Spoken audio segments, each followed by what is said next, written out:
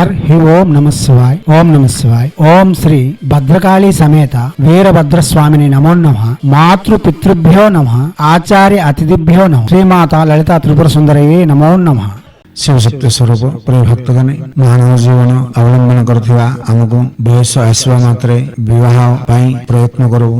ବିବାହ ହେଲା ଉତାରୁ ସନ୍ତାନ ପାଇଁ ପ୍ରୟତ୍ନ କରିବୁ। ସନ୍ତାନ ଯଦି ହେଲା ତାଙ୍କର ଅଭିବୃଦ୍ଧି ପାଇଁ, ତାଙ୍କର ଉଜ୍ଜଳ ଭବିଷ୍ୟତ ପାଇଁ ଆମେ ସଚିନ୍ତା କରିବୁ। ସେ ଚିନ୍ତା ତାଙ୍କ ଗୋଡ଼ରେ ତାଙ୍କ ଠିଆ ହେଇ ତାଙ୍କର ଜୀବନଟା ତାଙ୍କ କଟାଇଲା ପର୍ଯ୍ୟନ୍ତ ଆମକୁ ଏଇଟା ଦାୟିତ୍ୱ ଅଟେ। ମୁଖ୍ୟରେ ପୁତ୍ର ସନ୍ତାନ ପାଇଁ ସମସ୍ତେ ସଚେତନାରେ ପ୍ରୟତ୍ନ କରନ୍ତି। ଯୋଉଦିନେ ଆମର ସନ୍ତାନର ଦାୟିତ୍ୱ ଆମର ହେଇଗଲା ବୋଲେ ତାଙ୍କେ ଗୋଟେ ଅଭିବୃଦ୍ଧିରେ ଯାଇ ତାଙ୍କର ଚାକିରି ନା କଣ ପାଇ ତାଙ୍କର ଜୀବନ ତାଙ୍କ କଟାଉଛନ୍ତି ବୋଲି କହିଲେ ଆମର ଦାୟିତ୍ୱ ଯାକ ତାଙ୍କେ ନେଇଯିବେ, ଆମେ ଆରାମ ହେଇଯିବୁ। ସେତେ ପର୍ଯ୍ୟନ୍ତ ଆମକୁ ଦାୟିତ୍ୱ ଅଛି। ଆମର ଦାୟିତ୍ୱ ଅନୁଯାୟୀ ଆମକୁ ଚାଲିବାଟା ହିଁ ବାଧ୍ୟ। ଏ ଦୁନିଆରେ ସନ୍ତାନ ଦେବାଟା ଯେତେ ଆବଶ୍ୟକ, ସେ ସନ୍ତାନକୁ ଉଜ୍ଜଳ ଭବିଷ୍ୟତ ଦେବାଟା ବି ସେତିକି ଆବଶ୍ୟକ। ସେଥିଯୋଗୁଁ ଆମର ସନାତନ ଧର୍ମର ଆସିଥିବା ବିଧିବିଧାନ ପିଲାମାନଙ୍କୁ ଜଣେଇ ତାଙ୍କର ଜୀବନର ଆସିଥିବା ଫଳାଫଳକୁ, ଦୁଃଖ ଆଉ ଦାରିଦ୍ର୍ୟକୁ ପାର ହେବା ପାଇଁ ଆମେ ବି ଶିଖେଇବା। ତାଙ୍କ ହାତରୁ କରେଇବାଟା ସାନ ପିଲା ବେଳଠୁ ତାଙ୍କୁ ଯଦି କଲେ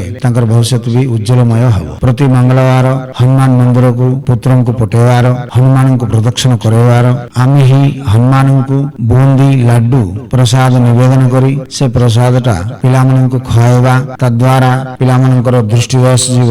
ଯେକୌଣସି ଭୟ, ଭୂତ ପ୍ରେତ ପିଶାଚଙ୍କର ଭୟ ନଥିବ। ହନୁମାନଙ୍କର ଅନୁଗ୍ରହରେ ବଳିଷ୍ଠ ହେଇ ଯେକୌଣସି ଅସୁବିଧା ନଥାଉଣୁ ଆନନ୍ଦମୟ ଜୀବନ କଟାଇ ପାରିବେ। ସେଥିପାଇଁ ପ୍ରତିଦିନ ସକାଳୁ ତାଙ୍କର ମୁଣ୍ଡ ଉପରେ ଟିକେ ଗଙ୍ଗା ଜଳ ଛିଞ୍ଚିଲେ, ଗଙ୍ଗା ମହାପବିତ୍ର, ସେ ଗଙ୍ଗା ଜଳଟି ସବୁଦିନ ତାଙ୍କର ମୁଣ୍ଡରେ ପଡ଼ିବା ମାତ୍ରେ ତାଙ୍କର ବୁଦ୍ଧିମାନ ବିକଶିତ ହେବ, ବୁଦ୍ଧିମାନ ହେଇପାରିବେ ଆଉ ପବିତ୍ର ଜୀବନ କଟାଇବା ପାଇଁ ସଚେଷ୍ଟା କରନ୍ତି। ପବିତ୍ରମୟ ଜୀବନରେ ହିଁ ଆନନ୍ଦ ଅଛି। ପବିତ୍ରମୟ ଜୀବନରେ ହିଁ ଆମକୁ ବାପା ମାଙ୍କୁ ତାଙ୍କେ ସମ୍ମାନ ଦେବେ, ବଡ ସାନକୁ ସମ୍ମାନ ଦେବେ। ସଚିନ୍ତାରେ ଜୀବନଟା କଟାଇବା ପାଇଁ ଏଇଟା ଗୋଟେ ଅଭ୍ୟାସ ହେବ। ବାଦେ ଆମର କର୍ମର ଆସିଥିବା ପାପ ଯାଇ ଗଙ୍ଗା ଜଳ ଛିଞ୍ଚିବା ମାତ୍ରେ ଆମର ଥିବା ପାପ ଯାଇ କର୍ମ ଯାକ ଖଣ୍ଡନ ହେଇ ଉଜ୍ଜଳମୟ ଜୀବନ ପାଇପାରିବେ। ସେମିତି ହିଁ ପ୍ରତି ରବିବାର ତିଲକ ମୁଣ୍ଡରେ ଲଗାଇଲା ବେଳେ ବୋଲେ ଚିତା ଲଗାଇଲା ବେଳେ ଗାୟତ୍ରୀ ମନ୍ତ୍ରଟି 11 ଥର ମନ୍ତ୍ର କହି ସେ ସିନ୍ଦୁର ଯଦି ଆମର ପିଲାଙ୍କୁ ଚିତା ଲଗାଇବା, ତା ଦ୍ୱାରା ଗାୟତ୍ରୀ ମନ୍ତ୍ର ଅନୁଗ୍ରହରେ ବିଦ୍ୟାମାନ ହେବେ।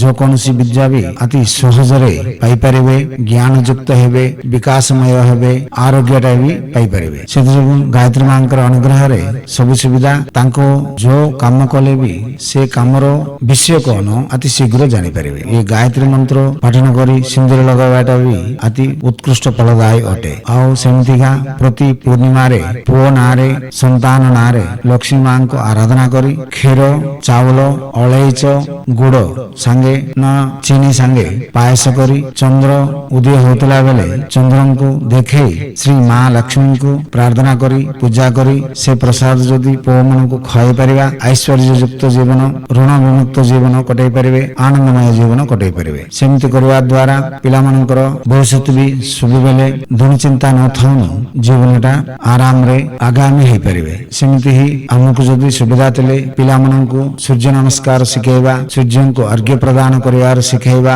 ସୂର୍ଯ୍ୟଙ୍କୁ ଅର୍ଘ୍ୟ ପ୍ରଦାନ ଯଦି କଲେ ଆତ୍ମବିଶ୍ୱାସ ବଢିବ, ଆତ୍ମଶକ୍ତି ବଢିବ। ଆଉ ସୂର୍ଯ୍ୟ ହଉଛନ୍ତି ଆରୋଗ୍ୟମ୍ ଭାସ୍କରାଦିତ୍ୟତ୍ ବୋଲି କୁହନ୍ତି। ଆମର ଆରୋଗ୍ୟ ଯଦି ସୁବିଧା ଥିବା ଅଛି ବୋଲେ ସୂର୍ଯ୍ୟଙ୍କର ଅନୁଗ୍ରହ ଥିବା ଅଛି। ଆମେ ଯଦି ସନ୍ତାନ ଯଦି ସୂର୍ଯ୍ୟଙ୍କୁ ଅର୍ଘ୍ୟ ପ୍ରଦାନ କରନ୍ତି, ସେତେବେଳେ ସେ ପିଲାମାନଙ୍କର ସବୁବେଳେ ତାଙ୍କର ସ୍ୱାସ୍ଥ୍ୟ ଭଲ ଥିବ।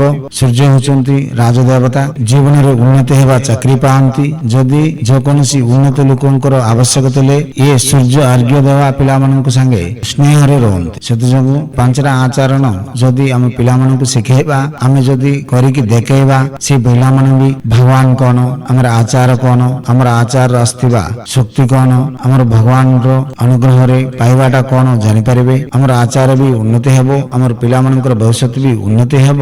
ବାଦେ ଆମର ସଂସ୍କୃତି ରକ୍ଷା କରିବାଟାରେ ଆମେ ଗୋଟେ ପାଦ ପକାଇଲା ଭଳି ହେବ।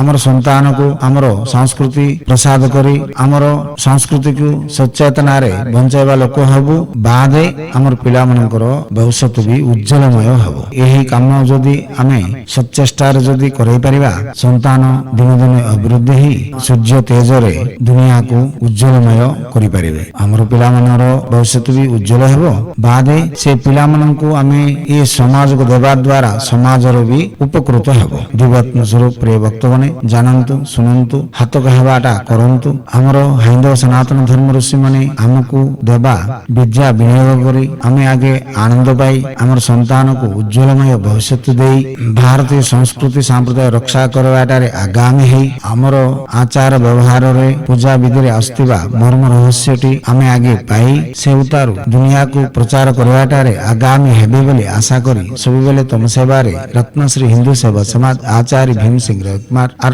निखिलानंद सागर महाराज।